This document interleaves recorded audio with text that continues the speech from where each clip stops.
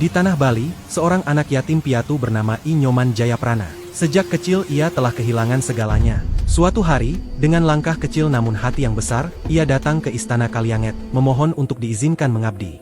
Raja Kalianget melihat ketulusan itu, ia pun diterima. Jayaprana bekerja dengan rajin. Hari demi hari, Raja semakin menyayangi anak itu bukan sebagai abdi, melainkan seperti anaknya sendiri. Jayaprana tumbuh menjadi remaja yang tampan, berhati lembut, dan selalu tersenyum manis kepada siapapun. Hingga suatu hari, Raja Kalianget memanggilnya. Dengan suara lembut Raja berkata, Jayaprana, pilihlah seorang gadis untuk menjadi pendamping hidupmu.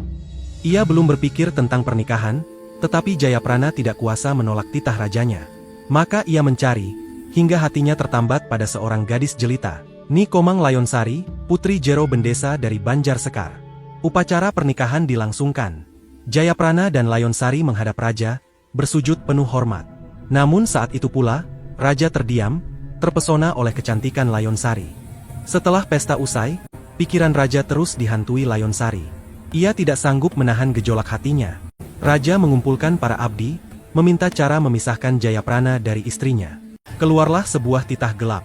Jayaprana diperintahkan pergi ke Teluk Terima, menyelidiki kapal yang konon diserang perompak. Layonsari menolak.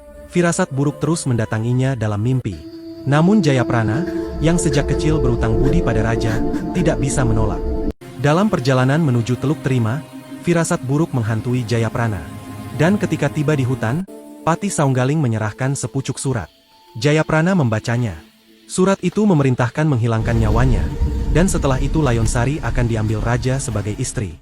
Jayaprana tertegun, bukan karena takut mati, melainkan karena dikhianati oleh orang yang ia anggap ayah. Namun ia sadar, ini titah Raja yang telah membesarkannya. Dengan suara yang nyaris hilang, ia berkata, "Jika ini perintah Raja, lakukanlah." Dengan berat hati, Saunggaling mengangkat pedangnya. Dalam satu tebasan, Jayaprana gugur.